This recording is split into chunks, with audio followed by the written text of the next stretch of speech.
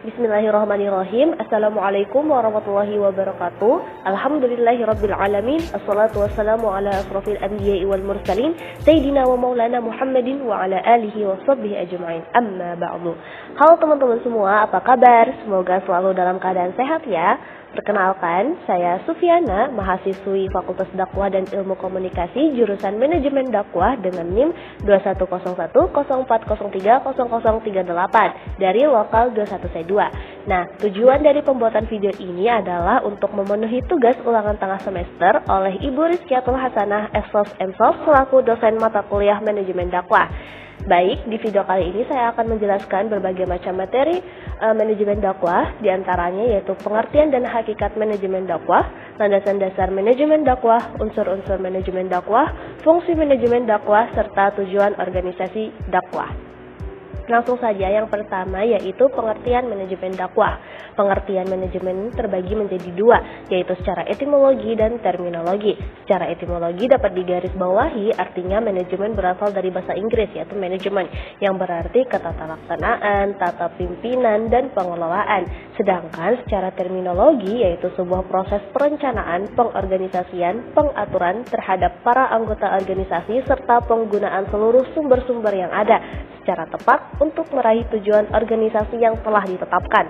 Adapun pengertian dakwah juga terbagi dua nih, yaitu secara etimologis dakwah berasal dari bahasa Arab yaitu da'a, yad'u, da'wan, du'a yang diartikan sebagai mengajak, menyeru, memanggil seruan, permohonan, dan permintaan. Sedangkan secara terminologis yaitu pengertian dakwah dimaknai dari aspek positif ajakan tersebut, yaitu ajakan kepada kebaikan dan keselamatan dunia dan akhirat.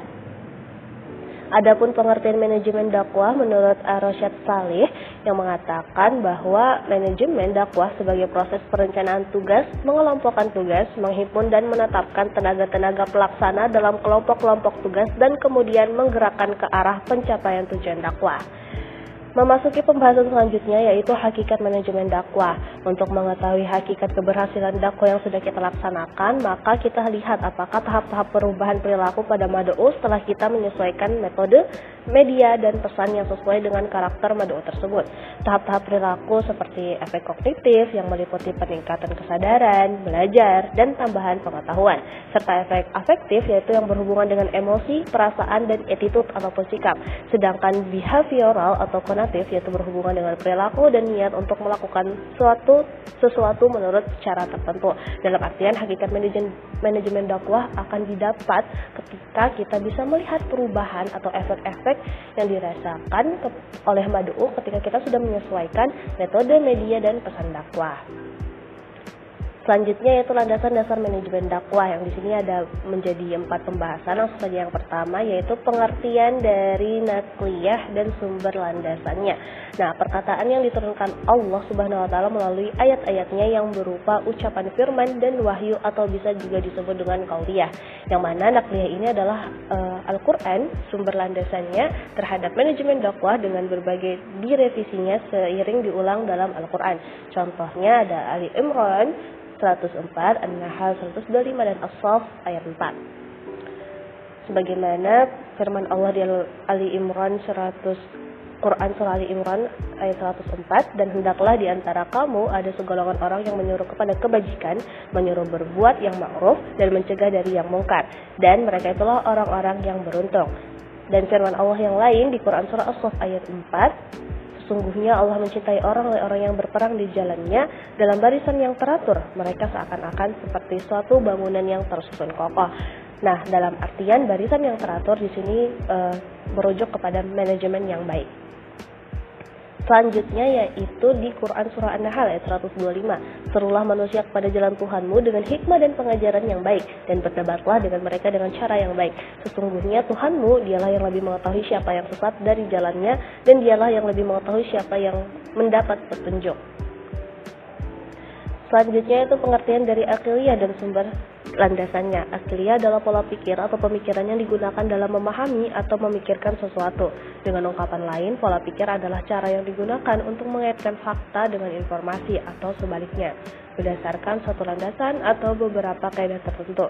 Dan ada beberapa kedudukan manajemen dakwah dari mulai objek material ataupun formal dan material memiliki tujuan yang berbeda-beda.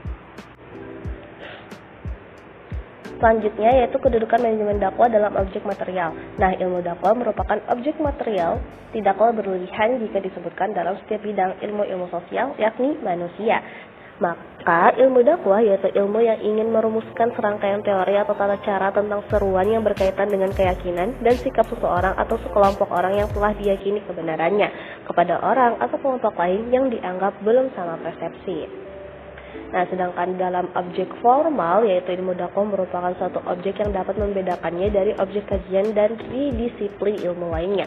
Objek formal ilmu dakwah adalah penginternalisasian pesan-pesan keagamaan pada seluruh perilaku manusia dalam interaksi religius masyarakat di mana manusia hidup. Dengan perkataan lain, proses pengolahan, penyampaian, dan penerimaan ajaran Islam untuk merubah perilaku individu, kelompok, dan masyarakat sesuai dengan ajaran Islam disebut dengan objek formal ilmu dakwah. Nah, selanjutnya yaitu unsur-unsur manajemen dakwah. Di sini ada 4, yaitu taksid, yang mana sebagai perencanaan strategis, yaitu proses mempersiapkan serangkaian pengambilan keputusan untuk dilakukannya tindakan dalam mencapai tujuan organisasi. Yang kedua, tazim, yaitu pengorganisasian, yaitu seluruh pengelompokan orang-orang, alat-alat, tugas-tugas, tanggung jawab, dan wewenang sedemikian rupa sehingga tercipta suatu organisasi yang dapat digerakkan sebagai suatu kesatuan dalam rangka mencapai suatu tujuan yang telah ditentukan. Yang ketiga yaitu taujih, penggerak riqabah, yaitu suatu proses atau cara menggerakkan sesuatu. Yang terakhir ada riqabah, yaitu pengawasan dan evaluasi, yaitu pelaksanaan aktivitas tugas-tugas dakwah yang sedang berlangsung ataupun yang telah terlaksana. Nah, memasuki pembahasan yang selanjutnya yaitu fungsi manajemen dakwah, yang mana ini adalah penjelasan detail dari unsur-unsur manajemen dakwah. Yang pertama yaitu perencanaan dakwah atau planning atau tadkid. Perencanaan atau planning, dan dalam istilah bahasa Arab disebut taksid, adalah pemilihan atau penetapan tujuan-tujuan organisasi dan penentuan strategi, kebijakan, proyek, program, prosedur, metode, sistem, anggaran, dan standar yang dibutuhkan untuk mencapai tujuan. Nah, salah satu teknik perencanaan tersebut yaitu dengan menggunakan sistem perencanaan strategis dengan menggunakan analisis SWOT. Analisis SWOT adalah identifikasi berbagai faktor secara sistematis untuk merumuskan strategi perusahaan. Dalam hal ini adalah strategi organisasi dakwah. Nah, kerangka berpikir yang digunakan adalah didasarkan pada logika yang dapat memaksimalkan kekuatan, strength, dan peluang opportunities. Namun, secara bersamaan juga dapat meminimalkan kelemahan, weakness, dan ancaman threat. Perencanaan strategis harus menganalisis faktor-faktor strategis intern maupun ekstern suatu organisasi, yaitu berupa kekuatan, kelemahan, peluang, dan ancaman dalam kondisi yang ada pada saat itu guna membuat perencanaan yang tepat.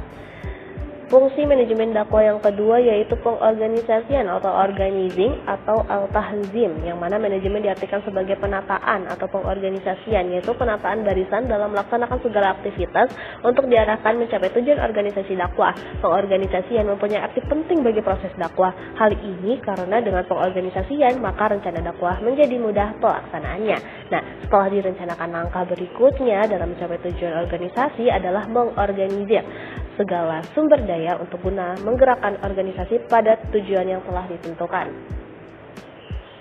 Fungsi manajemen dakwah yang ketiga yaitu penggerakan dakwah atau activating atau taujih, yang mana penggerakan dakwah merupakan upaya menyadarkan orang lain atau anggota suatu organisasi untuk dapat bekerja sama dalam mencapai tujuan.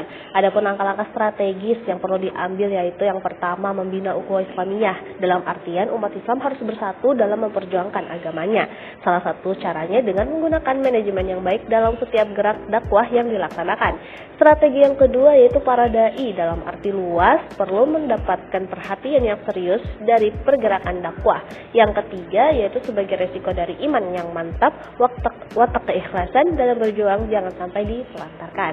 Nah, yang keempat nih atau yang terakhir dari fungsi manajemen dakwah yaitu pengendalian dan evaluasi dakwah, controlling atau riqabah. Nah, pengendalian dan evaluasi dakwah, controlling atau riqabah, menurut George R. Terry, pengendalian adalah suatu usaha untuk meneliti kegiatan-kegiatan yang telah dan akan dilaksanakan. berupa memberikan saran, tanggapan, evaluasi terhadap suatu kegiatan organisasi merupakan suatu kebutuhan untuk menjaga organisasi tetap eksis, sehingga kebutuhan akan evaluasi dan pengawasan sangat dibutuhkan dalam suatu organisasi. Pengendalian dan penilaian itu mempunyai kedudukan dan peran yang sangat penting bagi proses dakwah, karena pengendalian merupakan alat pengontrol dan sekaligus pendinamis jalannya proses dakwah. Memasuki materi yang terakhir, yaitu tujuan organisasi dakwah. Nah, untuk mencapai gaya atau tujuan harus ada ahdaf, sasaran-sasaran. Tidak akan ada sasaran yang jelas jika tidak ada khutbah atau rencana. Rencana tidak akan dimiliki oleh orang yang tidak mempunyai itijah atau orientasi. Dan orientasi tidak akan ada jika tidak didasari oleh tasawur, persepsi. Dan tentu saja persepsi tentang sesuatu hanya akan muncul manakala ada faham, pemahaman. Nah, tujuan merupakan sebuah pernyataan yang memiliki makna, yaitu keinginan yang dijadikan pedoman bagi manajemen puncak organisasi untuk meraih hasil tertentu atas kegiatan yang dilakukan dalam dimensi waktu tertentu. Tujuan itu objektif diasumsikan berbeda dengan sasaran atau global atau goals. Dalam tujuan memiliki target tertentu untuk dicapai dalam jangka waktu tertentu, sedangkan sasaran adalah pernyataan yang telah ditetapkan oleh manajemen puncak untuk menentukan arah organisasi dalam jangka panjang. Nah, adapun karakteristik tujuan dakwah itu ada 4. Yang pertama, sesuai atau stable.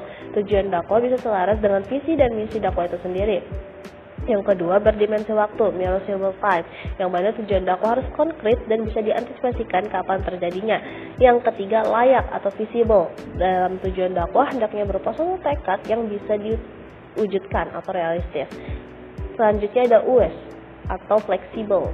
Itu senantiasa bisa disesuaikan atau peka, sensitif terhadap perubahan situasi dan kondisi umat. Dan yang terakhir, bisa dipahami, understandable. Tujuan dakwah harus mudah dipahami dan dicerna. Mungkin itu saja presentasi atau penjelasan materi dari saya mengenai tugas ulangan tengah semester mata kuliah manajemen dakwah. Kurang dan lebihnya saya mohon maaf. Wassalamualaikum warahmatullahi wabarakatuh.